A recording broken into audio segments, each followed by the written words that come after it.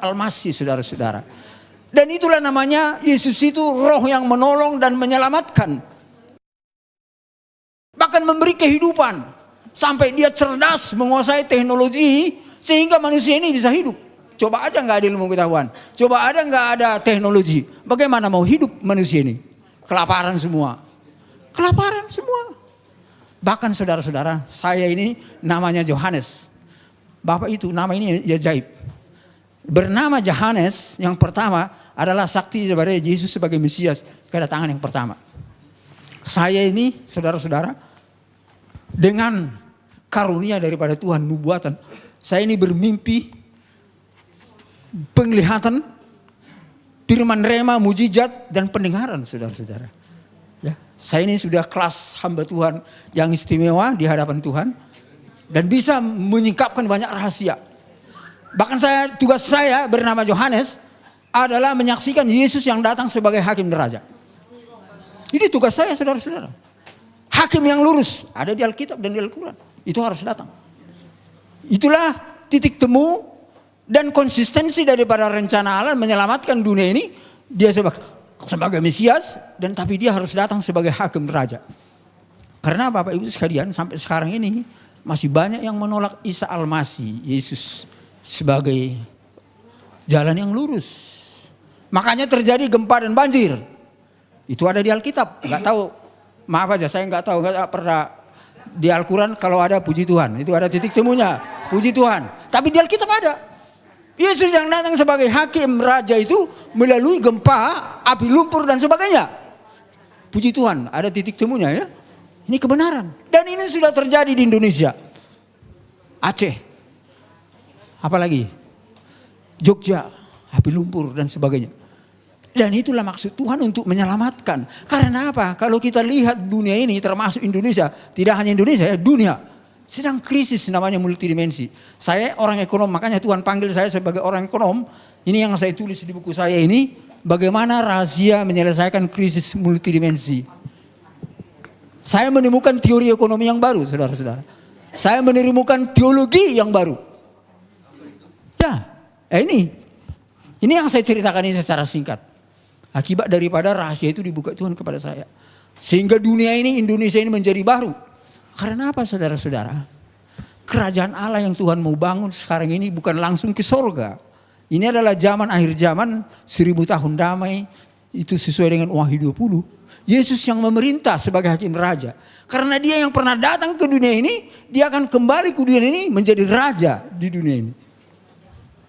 Raja yang memulihkan dunia ini.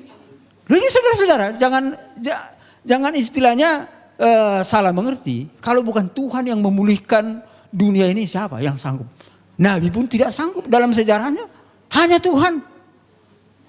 Roh Allah itu sendiri bekerja melalui orang-orang yang baik dan benar. Sehingga antara lain moral etika daripada pemimpin ekonomi politik, termasuk pemimpin agama ini harus benar. Dan disitulah roh Allah itu bekerja. Kalau berdosa terus, hubungan kita dengan Tuhan putus. Ya, bahkan dihakimi kita. Kalau kita berdosa terus, walaupun kita sudah beragama namanya. Itu? Tapi berdosa terus. Inilah rencana Tuhan, saudara-saudara, sebagai hakim raja. Makanya saya pernah bertanya kepada Tuhan, kenapa Tuhan Yesus datang sebagai Mesias, kemudian datang sebagai hakim raja.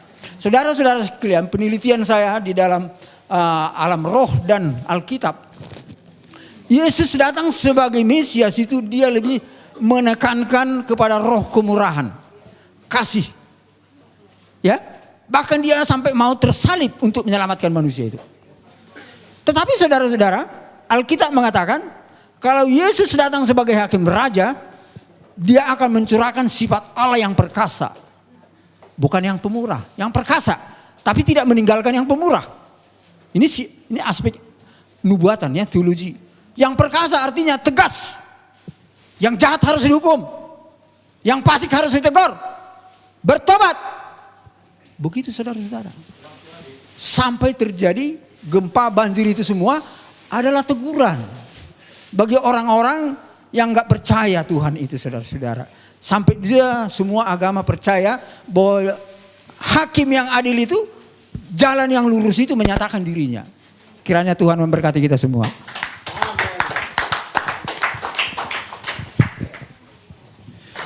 Untuk pembicara yang ketiga adalah Bapak Ustadz Insan LS Mokoginta. Kepada beliau dipersilahkan. Baiklah. Bismillahirrahmanirrahim. Assalamualaikum warahmatullahi wabarakatuh. Alhamdulillahillazi arsala rasulahu bil huda wa dinil haq liyuzhir 'ala dini kullihi walau karihal musyrikun. Asyhadu an la ilaha illallah wahdahu la syarikalah. Asyhadu anna Muhammadar Rasulullah la nabiyya ba'da, amma ba'd. Bapak Ibu hadirin sekalian yang dirahmati oleh Allah Subhanahu wa taala, tadi kita telah mendengarkan paparan dari teman-teman kita pembicara dari Kristen, yaitu Bapak Luga Tambunan dan Pak Yohanes Tampu Bolon. Sebenarnya tema ini bukan hanya who is Jesus, masih ada sambungannya ya. Tema yang sudah kami sepakati saya dengan Pak Luga, who is Jesus? God or prophet? Maksudnya Tuhan atau Nabi ya, gitu Pak ya. Jadi siapakah Yesus, Tuhan atau Nabi? Nah, tadi kedua pembicara telah mempresentasikan tentang Yesus sebagai Tuhan dengan segala kelebihannya. Tapi untuk membantahnya nanti sebentar saja, saya akan mempresentasikan dan membuktikan bahwa Yesus itu benar-benar Nabi, bukan Tuhan, berdasarkan Alkitab.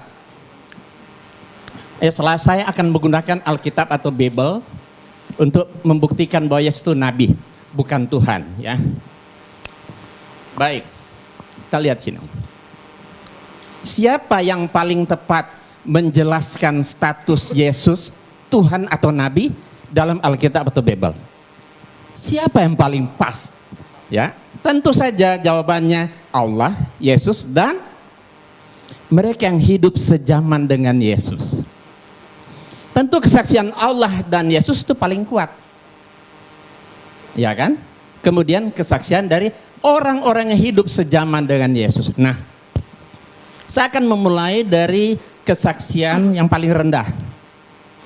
Orang-orang yang hidup sejaman dengan Yesus. Karena mereka lah yang bergaul langsung dengan Yesus. Ya, beda dengan Pak Luga dan Pak Yohanes hidup 2000 tahun kemudian. Ya, tentu kesaksian orang yang bergaul dengan Yesus, yang berbicara langsung dengan beliau, mereka paling tahu siapa Yesus itu. Baik, kita lihat kesaksian orang yang hidup sejaman dengan Yesus mengatakan siapa Yesus itu pada saat itu. Matius 21 ayat 11. Dan orang banyak itu menyahut, inilah Nabi Yesus dari Nazaret di Galilea. Itu kan tertulis di Injil. Saya akan 100% menggunakan Bible. Inilah Nabi Yesus dari Nazaret di Galilea. Markus 14 ayat 65. Lalu mulailah beberapa orang meludahi dia dan menutupi mukanya dan meninjunya sambil berkata kepadanya, hai Nabi, cobalah terka. Malah para pengawal pun memukul dia. Jadi mereka yang hidup sejaman Yesus mengatakan Yesus Nabi. Nabi Yesus ya. Tapi orang Kristen tidak mau mengatakan Nabi Yesus. Kalau Nabi Isa, Nabi Isa. Kalau Yesus Tuhan Yesus katanya. Tapi kalau kami dalam Islam ya Nabi Isa. Berarti Yesus itu Nabi. Nah, selanjutnya kita lihat banyak ayat-ayat yang berbicara seperti ini. Katanya kepada mereka, apakah itu? Jawab mereka, apa yang terjadi dengan Yesus orang Nazaret? Dia adalah seorang nabi. Yohanes 7 ayat 40, berapa orang di antara orang banyak yang mendengarkan perkataan-perkataan itu berkata, dia ini benar-benar seorang nabi. Ya, ia adalah seorang nabi.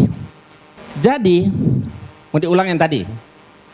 Enggak, langsung ya. Jadi tadi kesaksian orang yang hidup sejaman dengan Yesus mengatakan Yesus itu adalah Nabi. Saya lebih percaya kepada orang yang bergaul dan hidup sejaman dengan Yesus ketimbang orang yang hidup 2000 tahun kemudian.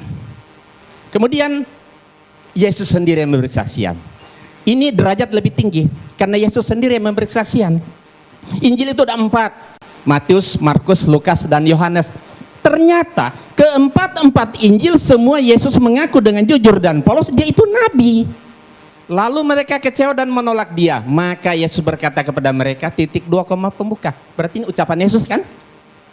seorang nabi dihormati di mana-mana kecuali di tempat asalnya dan di rumahnya. Jadi Yesus sendiri yang memberi kesaksian dia itu nabi. Injil Markus, maka Yesus berkata kepada mereka, seorang nabi dihormati di mana. Injil Lukas, nabi. Injil Yohanes, nabi. Ini ucapan Yesus sendiri loh. Ya kan? Kita lebih tentu jelas sekali, jauh lebih kuat kesaksian Yesus ketimbang kesaksian orang-orang yang hidup zaman di dalam Alkitab. Ya, Pak Luga boleh lihat. Ya. Pasal 5 ayat 29. Tetapi Petrus dan rasul-rasul itu menjawab, katanya, kita harus lebih taat kepada Allah daripada kepada manusia. Iya, kita lebih taat kepada Allah daripada manusia. Nah, tentu setelah Allah, Yesus kan baru manusia. Kalau tadi kesaksian manusia, Paulus. Sekarang kesaksian Yesus tentu jauh lebih kuat. Apalagi kesaksian Allah kan. Kita lihat, Allah itu bukan manusia. Di dalam Alkitab 1 Samuel 15:9, lagi sang mulia dari Israel tidak berdosa dan ia tidak tahu menyesal sebab ia bukan manusia. Aku tidak akan melaksanakan murkaku yang bernyalanya, itu tidak akan membinasakan Efraim kembali sebab aku ini Allah dan bukan manusia. Nah, kemudian lihat saksian Allah lebih kuat tadi kan. Nah, di dalam Ulangan 4 ayat 3, engkau diberi melihatnya untuk mengetahui bahwasanya Tuhanlah Allah, tidak ada yang lain kecuali Dia. La ilaha illallah. Ulangan 4:39, sebab itu ketahuilah pada hari ini dan camkanlah bahwa Tuhanlah Allah yang di langit, di atas dan di bumi dan di bawah, tidak ada yang lain. La ilaha illallah. Kemudian Ulangan 6 ayat 4, dengarlah hai orang Israel, Tuhan itu Allah kita, Tuhan itu esa. Esa berarti satu, bukan dua, bukan dia. Kesaksian Allah lebih kuat. Tadi sudah dibacakan tadi kan? Kita menerima kesaksian manusia, tapi kesaksian Allah itu harus lebih kuat. Jadi kesaksian Pak Luga dan Pak Yohanes kita bisa terima, tapi kesaksian Yesus dan Allah pasti lebih kuat. Kita lihat ini, tidak ada Allah kecuali aku. Di Yesaya ya, bahwa aku tetap Dia, akulah Tuhan dan tidak ada juru selamat selain daripada aku. Ya, akulah Allah, juga seterusnya aku tetap Dia. Jadi Allah tetap Allah, nggak akan pernah berubah menjadi manusia. Kemudian kita lihat banyak, akulah Tuhan dan tidak ada yang lain. Tidak ada yang lain di luar aku. Akulah Tuhan dan tidak ada yang lain. Akulah Tuhan dan tidak ada yang lain. Ya, akulah Tuhan yang terdahulu dan akulah yang terkemudian. Tidak ada yang lain selain daripada aku. La ilaha illallah. Inilah sebenarnya ajaran tauhid yang ada dalam Alkitab, tapi sayang saudara-saudara kita tidak mengamalkan. Kalau mereka amalkan, beda mereka dengan kita tipis sekali. Ya. Yang jadi jurang pemisah Islam dan Kristen yaitu karena mereka menuhankan Yesus. Inilah sebenarnya, makanya inilah jadi debat kita hari ini. Ya, kita akan lihat mana sebenarnya sih yang benar. Yesus itu sebenarnya Tuhan atau Nabi. Oke, biarlah Yesus sendiri yang memberi kesaksian. Ya, sebab itu, sebab aku berkata-kata bukan dari diriku sendiri, tapi Bapa yang mengutus aku. Berarti Dia utusan. Utusan kan Nabi kan? Menyembah Tuhan. Nah, ini kata Yesus. Yesus berkata kepada iblis, "Nyala iblis."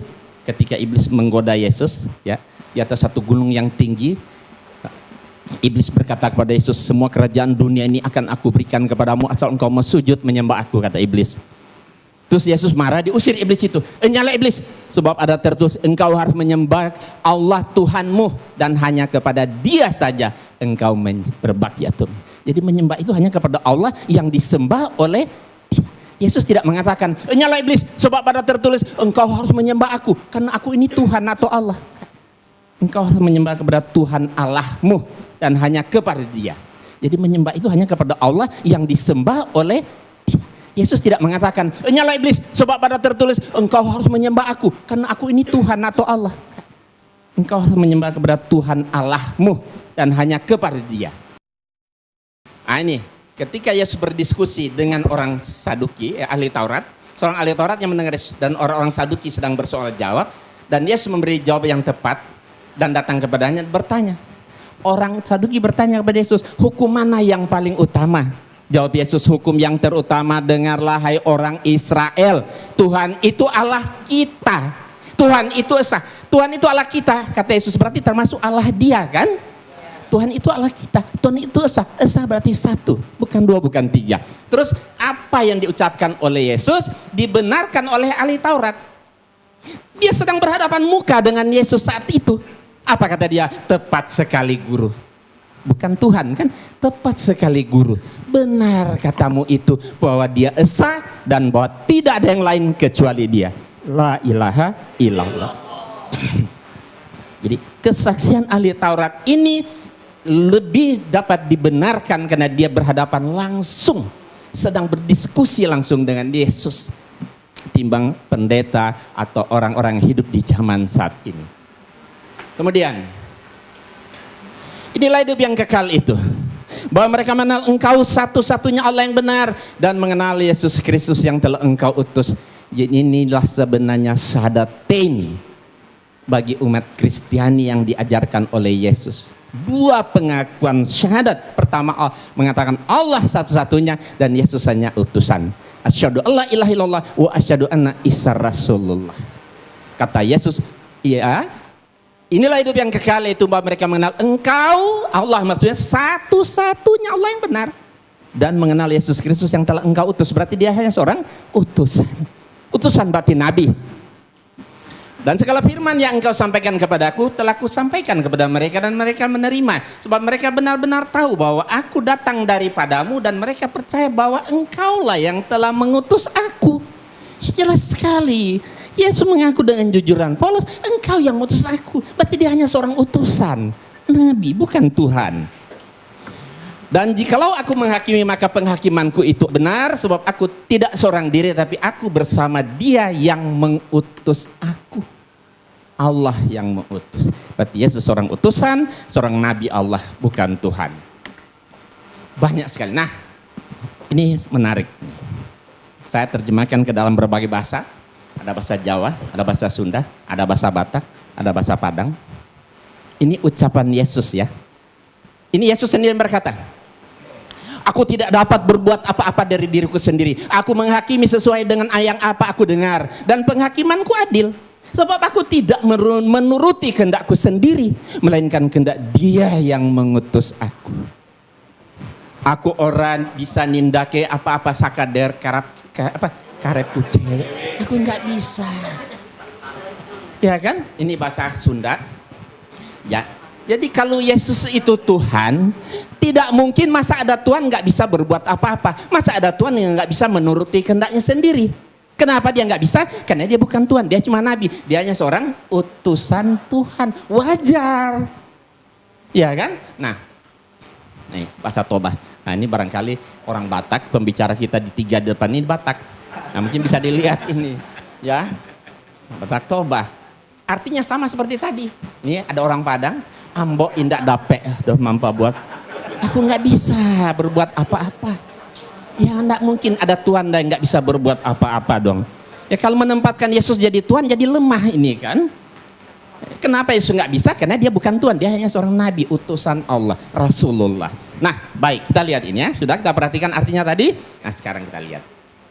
Setiap yang tidak bisa berbuat apa-apa atas dirinya sendiri pasti bukan Tuhan. Yesus tidak bisa berbuat apa-apa atas dirinya sendiri, berarti Yesus bukan Tuhan. Setiap yang tidak bisa menuruti kehendaknya sendiri berarti pasti bukan Tuhan. Yesus tidak bisa menuruti kehendaknya sendiri, berarti Yesus bukan Tuhan. Setiap yang mengaku diutus oleh Tuhan pasti bukan Tuhan.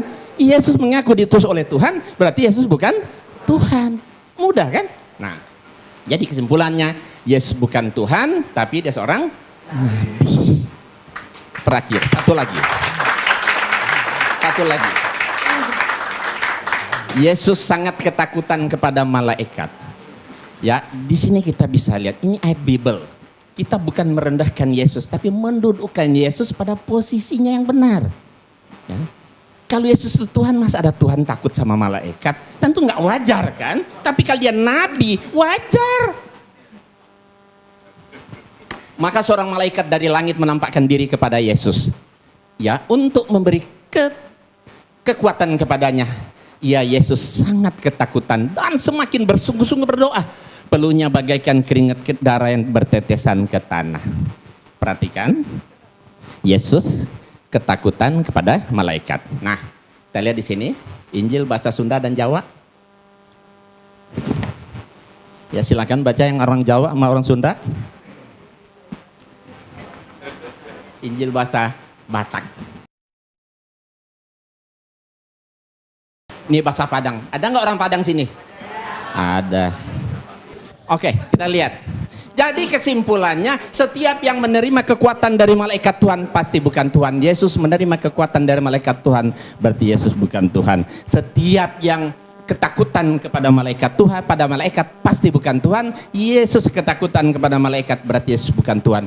Setiap yang bersungguh-sungguh berdoa kepada Allah, pada Tuhan pasti bukan Tuhan. Yesus bersungguh-sungguh berdoa kepada Tuhan, berarti Yesus bukan Tuhan. Setiap yang mengeluarkan seperti keringat darah saking takutnya kepada malaikat, pasti bukan Tuhan. Yesus mengeluarkan seperti keringat darah saking takutnya kepada Tuhan, berarti Yesus bukan Tuhan. Nah, kalau Yesus banyak mujizat seperti yang disampaikan oleh Pak Luga tadi, mujizatnya hebat, bisa menyembuhkan orang sakit, membangkitkan orang mati dan sebagainya, itu namanya mukjizat kan? Itu karena biiznillah, karena atas izin Allah. Jadi bukan Yesus yang hebat itu Allah. Karena doa Yesus dikabulkan, terjadilah. Iya, karena diizinkan oleh Allah, maka mujizat itu jadi. Makanya ya, Yesus banyak sekali ayat-ayat. Kalau mau lihat waktunya sebentar, saya akan perlihatkan kumpulan Yesus berdoa. Banyak sekali ayat dalam Alkitab Yesus berdoa kepada Tuhan. Kalau Yesus itu Tuhan, kenapa Tuhan masih berdoa kepada Tuhan yang mana lagi? Nah, karena doanya dikabulkan, terjadilah mukjizat itu untuk membuktikan bahwa dia itu betul-betul seorang nabi. Ya kan, supaya Bani Israel yakin dan percaya bahwa Nabi Isa adalah seorang nabi. Ya, saya rasa nanti dilanjutkan ya. Terima kasih kepada Bapak Insan LS Moko Ginta. Sekali lagi tepuk tangan biar tambah semangat. Baik, untuk pembicara kita terakhir yang keempat adalah Ustadz Samsul Arifin Nababan. Ini pembicara Batak yang ketiga. Kepada beliau 20 menit dipersilahkan. Assalamualaikum warahmatullahi wabarakatuh. Selamat sore kepada saudara-saudara kami dari umat Kristiani. Alhamdulillah. Wassalatu wassalamu ala rasulillah wa ala alihi wa sahbihi wa mawalah, amma ba'd. Yang kita hormati saudara kita, pembicara dari umat Kristiani, Bapak Pendeta Luga Tambunan, dan juga Bapak Pendeta Johannes Tampu Bolon. Juga yang kita hormati pembicara dari pihak Muslim, Ustadz Haji Insan LS Moko Ginta. Bapak-bapak, ibu-ibu, para hadirin dan pendengar yang saya muliakan. Pertama sekali, saya secara pribadi sangat mengapresiasi acara dialog yang semacam ini, yang menurut hemat saya kegiatan dialog ini sudah lama sekali tidak pernah dibudayakan oleh masyarakat kita, dialog lintas agama. Dan mudah-mudahan kita yang menghidupkan kembali tradisi ini untuk kemudian diikuti oleh generasi kita yang lain. Al-Quran sendiri memang memerintahkan kepada umat Islam untuk senantiasa membudayakan dialog.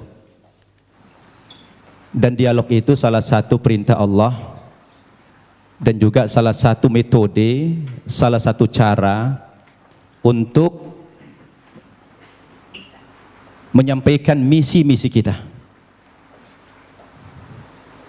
Al-Quran sendiri yang berjumlah 6.000 236 ayat kurang lebih. Hampir sepertiga berbicara tentang dialog. Apakah itu dialog Allah dengan malaikat, dialog Allah dengan para nabi, dialog nabi dengan para orang tua dan anaknya, dialog nabi dengan umatnya. Itu banyak kita jumpai dalam Al-Quran. Nah, salah satu dialog yang dianjurkan dalam Al-Quran ini adalah kita berdialog dengan saudara-saudara kita yang non-muslim. Seperti yang Allah perintahkan dalam surat Al-Ankabut ayat 46. A'udzu billahi minasyaitonir rajim. Wa la tujadilu ahlal kitabi illa billati hiya ahsan. Janganlah kamu berdebat dengan orang-orang Yahudi dan Nasrani atau orang ahli kitab terkecuali dengan cara yang terbaik, bukan baik. Al-Quran memerintahkan bukan baik, tetapi harus dengan cara yang terbaik. Kalau sudah terbaik ini dalam segala aspek, pilihan materinya, maudhu yang dibicarakan, susunan katanya, bahasanya, dan lain sebagainya. Karena dialog ini adalah salah satu cara kita untuk menyampaikan kebenaran.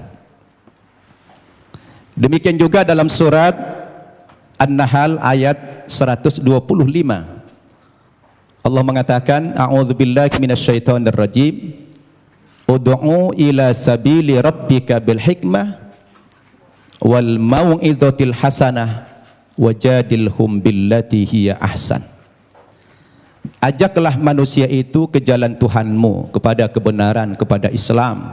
Dengan cara apa kita mengajak mereka? Yang pertama kata Allah, bil hikmah, dengan penuh kebijaksanaan.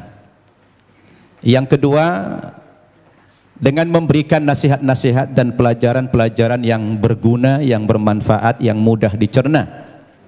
Dan yang ketiga, kepada orang yang berbeda keyakinan dengan kamu, kata Allah, wajadilhum billati hiya ahsan. Berdialog atau berdebat dengan mereka, tetapi dengan cara yang terbaik, kata Allah. Jadi dialog itu sebetulnya dalam Islam, Pak Tambunan, Pak Tampu Bolon, merupakan perintah agama yang harus dibudayakan. Bahkan Allah sendiri ketika hendak menciptakan manusia ini dialog dulu dengan malaikat. Nah, Allah itu dialog dengan malaikat.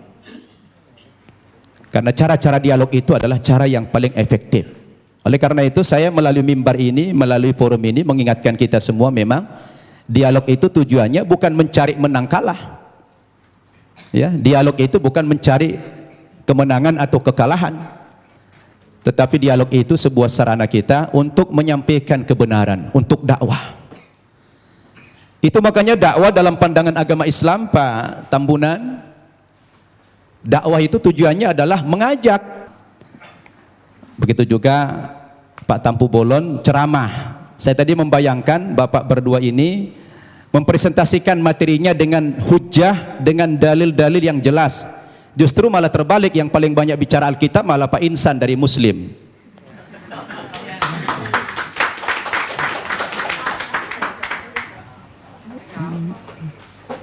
Itu yang kita harapkan tadi.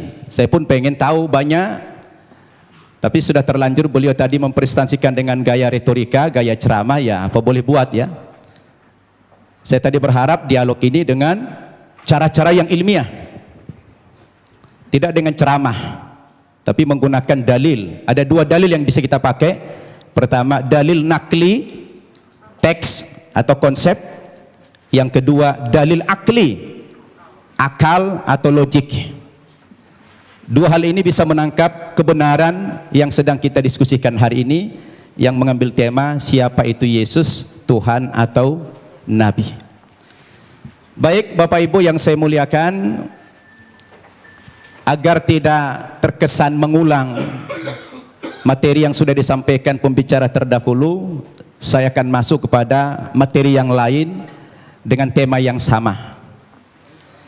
Sebetulnya kepada saudaraku umat Kristiani, ketika kita bicara Yesus dalam bahasa Alkitab, Isa dalam bahasa Al-Quran, itu hanya perbedaan bahasa saja. Kedudukan Nabi Isa atau Yesus dalam Islam itu sangat terhormat, sangat mulia sekali.